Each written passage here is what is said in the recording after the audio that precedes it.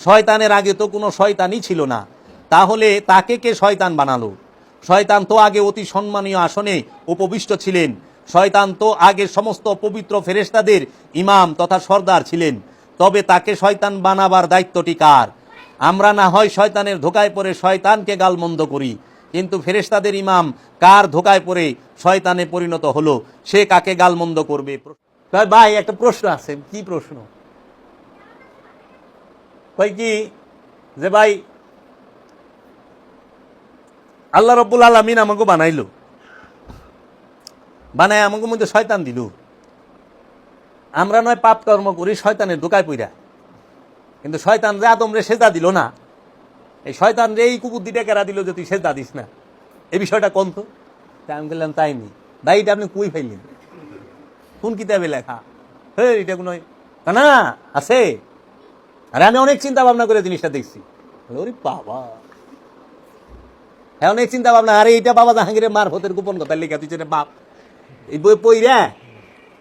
হ্যাঁ, এটা কত বছর আগেকার কিতাব, আইয়ুব খান সরকারের আমলের কিতাব, বুঝছেন? এই কিতাবটা লয়া মামলাও হয়েছে। এখানে বাবা জাহাঙ্গীর লেখা তুইছে।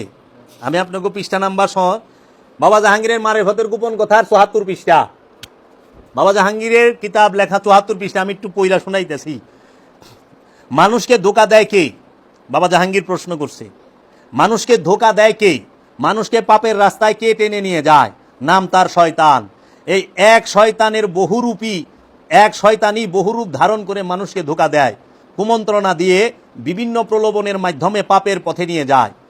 এখন কেউ যদি প্রশ্ন করেই ফেলেন যে শয়তানের আগে তো কোনো শয়তানই ছিল না, তাহলে তাকে কে শয়তান বানালো? শয়তান তো আগে অতি সম্মানীয় আসনে উপবিষ্ট ছিলেন। শয়তান তো আগে সমস্ত পবিত্র ফেরেশতাদের ইমাম তথা সর্দার ছিলেন। তবে তাকে শয়তান বানাবার দায়িত্বটি কার?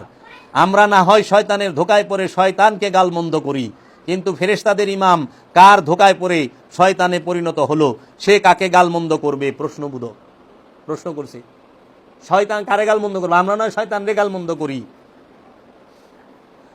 আল্লাহ হয়তো বলেন যে তার আদেশ বিহনে একটি গাছের পাতাও নড়বার শক্তি নেই। এই রকম প্রশ্নের উত্তর দিতে গেলে সব কিছু একেরই খেলা বলে ধারণা জন্মাতে চায়।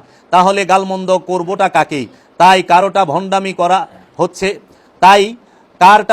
করা হচ্ছে আর কারটা খাঁটি হচ্ছে, এর জবাব সর্বশক্তিমান আল্লাহর হাতে ছেড়ে দিলেই কি ভালো মানায় না?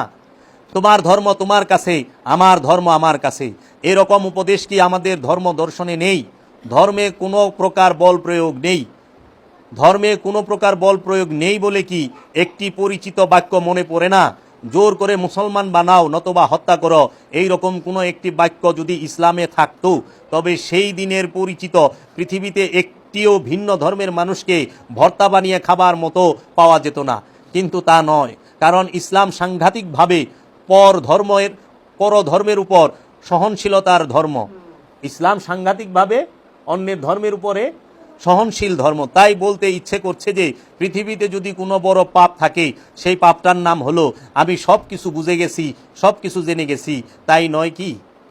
কালান্দার বাবা জাহাঙ্গীরের মারিফতের গোপন কথা ৭৪ পৃষ্ঠা। ও বাবা, ওখানে এই কি করে আমার গাইনের ডায়লগ মারে। আরো আছে, অনেক আছে। বাবা জাহাঙ্গীরের কিতাবগুলো পড়লে নিজের চেহারাটা, নিজের স্বভাবটা ধরা পড়া যায়। এর লেগে বাবা জাহাঙ্গীরের কিতাব ঢাইকা রাখে।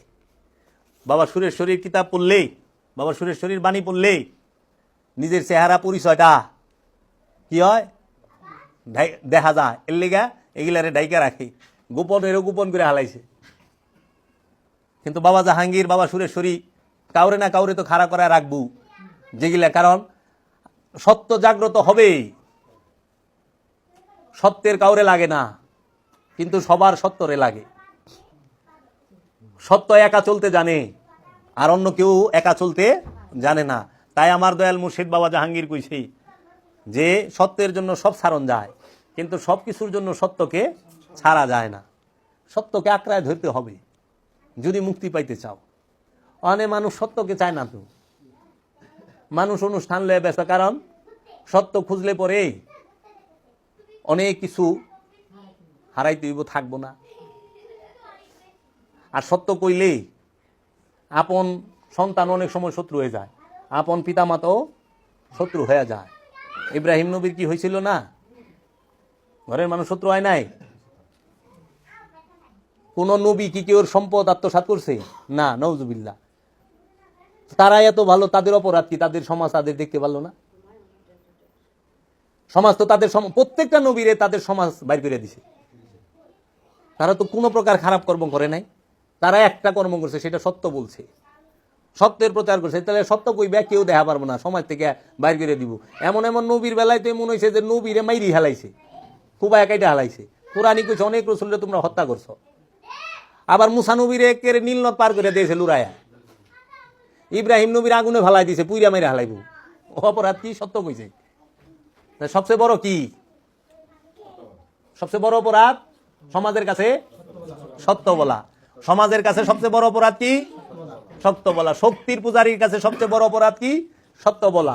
ফেরাউনের সামনে সত্য কইলে ফেরাউন লুরাইতে লুরাইতে নীল নদ পার করে দিব। নমরুদের সামনে সত্য কইলে নমরুদ সে আগুনে পুইরা মারার চেষ্টা করব। আর যদি সুদখোর কাছে সত্য কও, হাতে পায়ে প্যারাক গাইরা কুরুষে ঝুলাই দিব ঈসা নবীর মতো। আর যদি আবু জেহেল আবুল আহাবের সামনে সত্য কও, তাইলে দুই হাতে পাথর ফেকবো।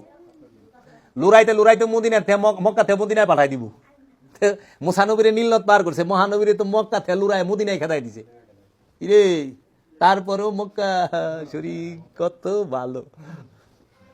আল্লাহ রসুল্লে যারা খেদাই দিল, আল্লাহ রসুল্লে খেদাই দিল, এই আফসোস একবারও নাই। হ্যাঁ, আর যেন থেকে রসুল্লে তারাই দিছে ওই জায়গায় যামু, ভূতে দোষে নি আমারে। আমার রসুল যেখানে স্থান পায় নাই, আমার রসুলের বাড়িঘর যারা দখল করে লইছে, যাই কেন? রসুল আবার এই জায়গা বিজয় করছে। বলে জীবনও মুসলমান যাইতো না, কারণ মুসলমান ভালোবাসে রসুল রে, পাথর রে না। মুসলমান ইজ্জত করে, ইমানদারেরা ইজ্জত করে রসুল রে, মক্কা নগরী রে না, মক্কা শহর রে না। নাকি মক্কা শহরে আপনারা ভালোবাসেন? মক্কা শহর মর্যাদা হইছে রসুলের লেগা। রসুল না আইলে মক্কা মর্যাদা হইতো না। রসুল যেখানে যাইব ওই জায়গায় মর্যাদাবান। রসুল যেখানে যায় দাঁড়াইব। রসুল মদিনা শরীফে যায় শুইছে, সোনার মদিনায় গেছে। রসুল হেরা পর্বতে যায় বইছে, হেরা পর্বত হয়ে গেছে। রসুল মক্কায় যায় হাত রাখছে, মক্কা মর্যাদাবান হয়ে গেছে।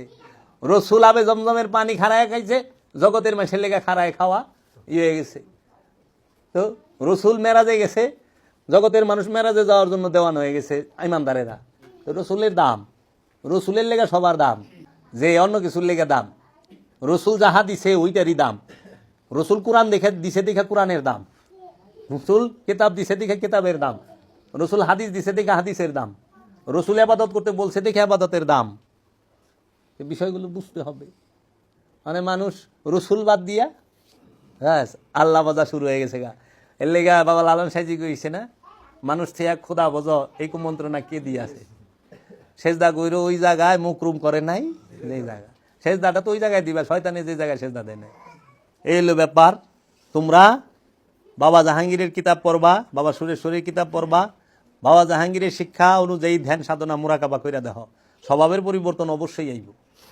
মূল হইল স্বভাবের পরিবর্তন।